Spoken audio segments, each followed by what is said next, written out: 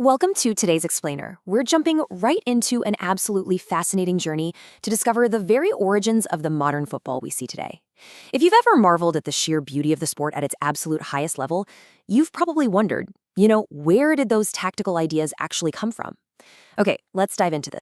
Think about it for a second. When you turn on the TV and watch Manchester City's incredibly fluid rotations, or say you remember Spain's absolute dominance at the World Cup, or Arsenal just slicing through defenses with rapid one-touch passing, what are you actually watching? You might think you're looking at some brand new modern invention, right? But the truth is, you're watching a tactical ripple effect that started literally decades ago. And that ripple effect traces all the way back to one brilliant mastermind, Johan Cruyff. See, Cruyff didn't look at football as a purely physical battle, where the biggest, strongest guys just overpower everyone else. This was a guy who notoriously smoked cigarettes at halftime. So pure physical dominance, not exactly his game. Instead, he viewed football as a highly intellectual puzzle.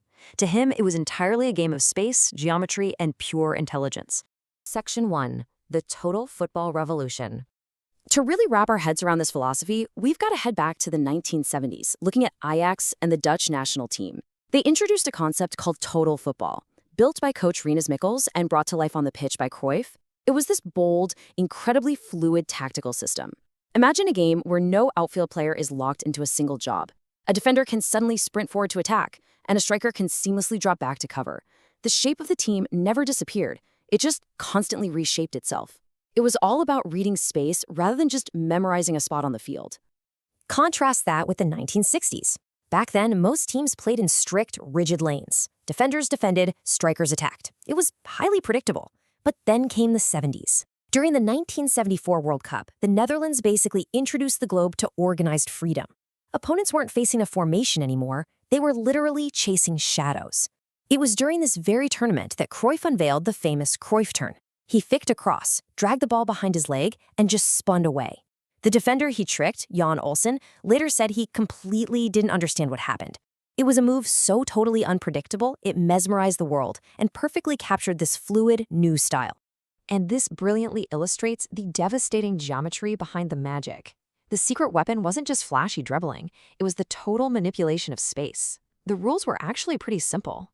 When you have the ball, expand the pitch. Stretch the opponents until gaps start opening up. But when you lose the ball, shrink the pitch immediately with aggressive pressing. And absolutely crucial to the whole system, always form triangles so the ball carrier has at least two passing options. Section 2. Barcelona's Tactical Mastermind. Let's fast forward a bit to 1988. When Cruyff returned to FC Barcelona, this time as a manager, he walked right into a massive crisis. The number 14 loomed over them. That's how many years they had gone without a Spanish league title before he originally arrived as a player back in 1973. Now back then, as a player, he totally shifted their mentality, highlighted by this legendary 5-0 win over Real Madrid. It was a real cultural statement. But returning as a manager, they were struggling all over again, and he knew a radical change was the only way forward. So what does he do? He completely tears up the old rulebook. Instead of the standard 4 defenders, he implemented a really radical, high-risk 3-4-3 setup. This was an absolute shock to the system. But the craziest change was in the midfield. Instead of using a big physical enforcer, he deployed a young, slender player named Pep Guardiola as a defensive pivot purely to dictate the tempo with his passing. It was a massive gamble, but it proved Cruyff's ultimate belief. Brains beat brawn. And up front, he unleashed the false nine. Under Cruyff's system, Michael Laudrup absolutely mastered this role. By dropping back deep into the midfield, Laudrup would pull traditional center backs completely out of position. This caused mass confusion and created a huge numerical advantage right in the middle of the pitch. It perfectly embodied Cruyff's absolute obsession with spatial control over traditional attacking shapes. All of this culminated in building what became known as the Dream Team.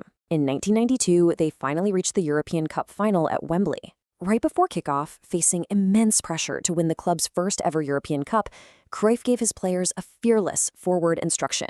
He just looked at them and said, "Salir y disfrutar." Go out and enjoy it. He wanted them to be expressive, to play beautifully. And guess what? It worked. They lifted the trophy. Now, what's really interesting about this slide is the objective proof of his massive impact. Before Cruyff took over as coach, Barcelona had 10 league titles and 0 European Cups in their entire history. Since his arrival in 1988, they've won 13 league titles and 5 European Cups. But he didn't just build a winning machine, he completely reinvented their youth academy, La Masia.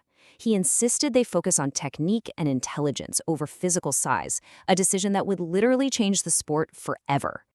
Section 3. The Tiki-Taka Evolution. So, under his most famous disciple, Pep Guardiola, Cruyff's foundational ideas evolved into what we now know as tiki-taka. Here, possession wasn't just about scoring. It was absolute.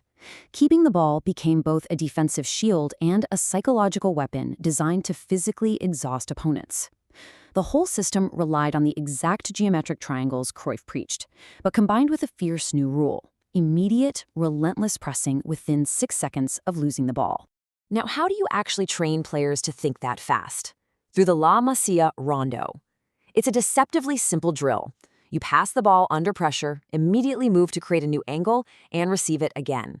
This is exactly how the academy trains collective intelligence. It's the very drill that forged legends like Xavi, Iniesta, and Messi, practically hardwiring Cruyff's DNA right into their instincts.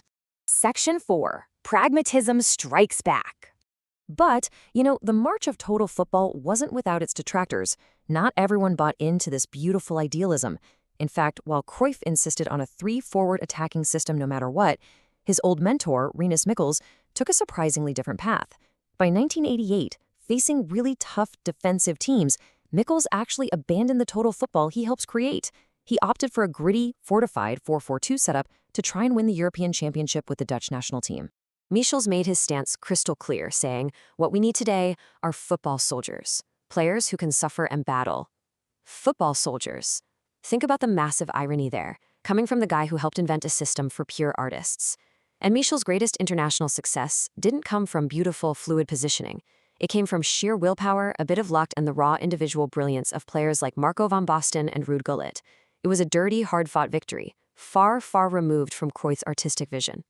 Section 5. The Modern Football Blueprints.